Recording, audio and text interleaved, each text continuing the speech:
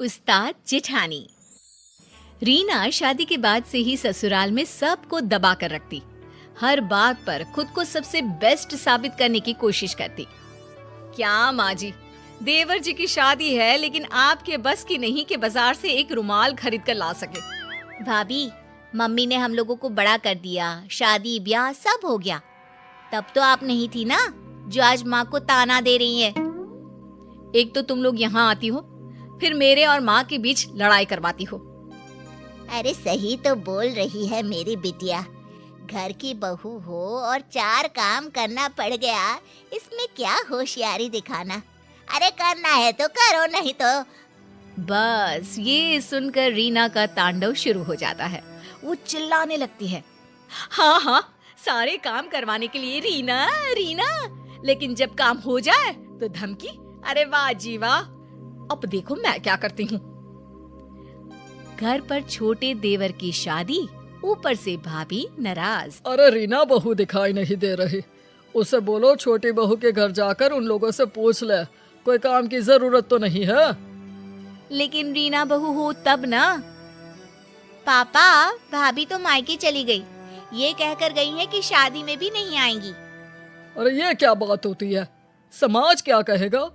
और अब जब सब घर में आने वाले हैं, ऐसे में बड़ी बहू का घर में ना होना बिल्कुल भी ठीक नहीं है ये बात। अरे पापा रहने दो ना उसे, वहीं छोटी छोटी बात पर घर पर कलेश करती है। सोचती है खुद किसी को कुछ भी बोले लेकिन उसे कोई कुछ ना बोले। ऐसा होता है क्या? अरे फिलहाल तो बहू को मना कर लाना जरूरी है।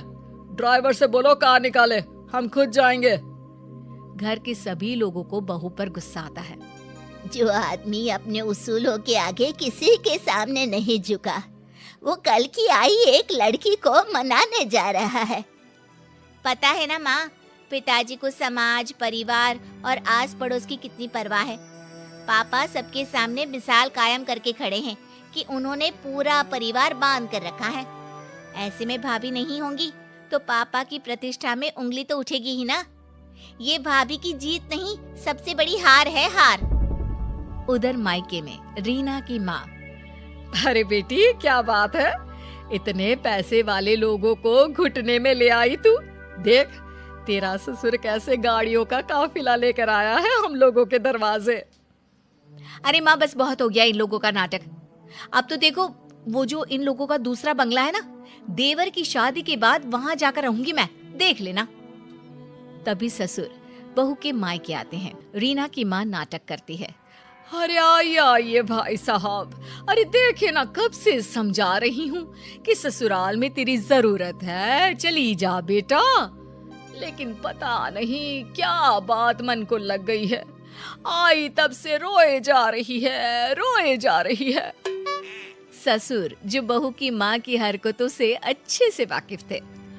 देखिए वो सब हम बाद में देख लेंगे, हमारे घर का मामला है। फिलहाल रीना बेटा घर चलो, वहाँ तुम्हारी जरूरत है। बड़ी बहू हो तुम, लोग क्या कहेंगे। देखिए पिताजी, आप खुद आए हैं तो ठीक है, मैं चल रही हूँ, लेकिन मैं साफ साफ कह देती हूँ, देवरानी के आने के बाद मैं उस घर में नहीं रहने वाली। वो तो तुम्हें बोलने की जरूरत ही नहीं है। मैंने पहले ही फैसला ले लिया है कि मैं तुम्हें दूसरे बंगले में शिफ्ट कर दूंगा। छोटे की बीवी और वो हम लोगों के साथ रहेंगे। रीना को तो मानो मन मांगी मुराद मिल गई। तो फिर ठीक है ससुर जी, चलिए चलते हैं। रीना ससुराल चली जाती है और अच्छे से शादी हो जाती है। छोटी देवरानी जैसे ही घर में कदम रखती है, हाय रे, न जाने किसके अपशगुनी पैर हम लोगों के घर पड़े हैं। बत्ती ही चली गई, करो अब अंधेरे में सारी रस्में। तभी नौकर कहता है, अरे नहीं नहीं बड़े बहू जी, वो तो बत्ती आई है, जनरेटर बंद किया है ना अभी। छोटी बहू के तो पैर बहुत ही सगुन वाले हैं। अरे 2 दिन से पूरा मोहल्ला अंधेरे में डूबा था, अब जाकर लाइट आई है। अरे हाँ ठीक है ठीक है, ज्यादा बोलने की जरूरत नहीं है। नौकर हो, नौकर की तरह रहा करो। देख रीना, हम लोगों के घर हमेशा से इतना पैसा नहीं था। तेरे ससुर ने बहुत मेहनत से कमाया है। नौकरों से अच्छे से बात किया करो, ये हमारा परिवार ही है। हाँ हाँ ठीक है ठीक है, वैसे मेरे मायके में नौकर चाकर रहे नहीं, लेकिन सब जानती हूँ कैसे बात करनी होती है इनसे। नौकर मुंह लटकाकर चला जाता है। अरे देवरानी जी, कुछ बोलोगी भी कि बस ऐसी ही सबको घूरती रहोगी? लेकिन छोटी देवरानी कुछ नहीं बोलती। अगले रोज, अच्छा तो मैं चली दूसरे बंगले में। यहाँ सब आप लोग आराम से खुशी खुशी रहो अपनी नई बहू के साथ। रीना का पति कहता है, लेकिन मैं अपना घर माँ पापा को छोड़कर कहीं नहीं जाऊंगा, ये तो पक्की बात है। तो ठीक है ना, आप रहो, मैं और बच्चे तो जाएंगे। कौन रहेगा यहाँ सर्कस में? छोटी देवरानी बोल पड़ती है। दीदी, आप इस घर को और घर के लोगों को ऐसे नहीं कह सकती। हाँ रीना भाभी, छोटी भाभी सही कह रही हैं। तभी ससुर जी आते हैं। बड़कू बेटा, अपनी बीवी को लेकर जाओ दूसरे बंगले में, हम लोगों के लिए छुटकी बहू है। पिता का ऑर्डर मानकर बड़ा बेटा रीना और बच्चों को लेकर चला जाता है। आज सब कान खोलकर सुन लो, वो घर की बड़ी बहू है, बड़ी ही रहेगी। समाज में, परिवार में, हर जगह उसे हमारी बड़ी बहू के नाम से जाना जाता है।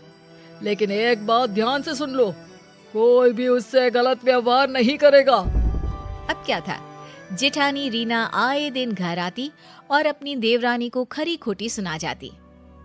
इन लोगों को जो तुम बहुत अच्छा समझ रही हो ना, अरे मैंने कैसे कैसे 5 साल काटे हैं मैं ही जानती हूँ। अरे मैं तो कहती हूँ तुम भी इन लोगों को मुंह मत लगाना।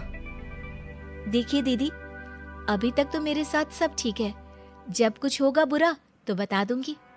अरे मैंने तो इस घर को घर बनाया है, वरना जब मैं शादी करके इस घर में आई थी ना, पूरा घर ऐसे लगता था जैसे चिड़ियाघर।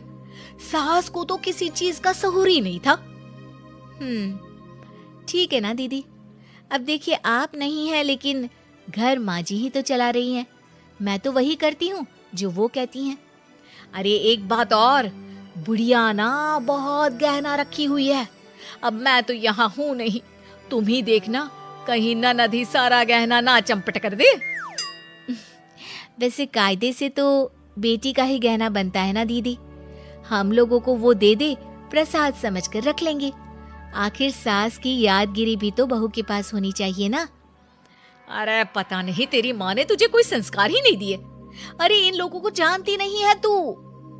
तभी ससुर वहां आ जाते हैं और छोटी को डांटने लगते हैं। छोटी बहू, मैंने तो तुम्हें अच्छा समझा था, लेकिन तुम भी। नहीं पापा जी, मैं तो सिर्फ दीदी से बात कर रही थी। हाँ, ये क्या कह रही थी पापा जी जानते हैं आप, कि बुढ़िया मर गई तो सारा गहना बेटी को दे जाएगी। मैंने कभी नहीं सोचा था छोटी कि तू भी ऐसी निकलेगी। तभी वहां सास और ननद आ जाते हैं। छोटी बहू दोनों को देखकर डर जाती है कि सास कहती है, नहीं नहीं, हम लोगों ने दोनों बहुओं की बात सुनी है। छोटी बहू की हर बात ठीक और संस्कारी थी।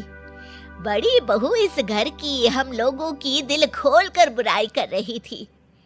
जेठानी जैसे भी क्यों ना हो, जरूरी नहीं कि देवरानी भी वैसे ही निकले। हर एक के घर के अपने संस्कार हैं। बड़ी, तूने अलग घर ले लिया है, अब यहाँ का रास्ता भूल ही जा तो अच्छा है। छोटी सास की बात सुनकर चैन की सांस लेती है।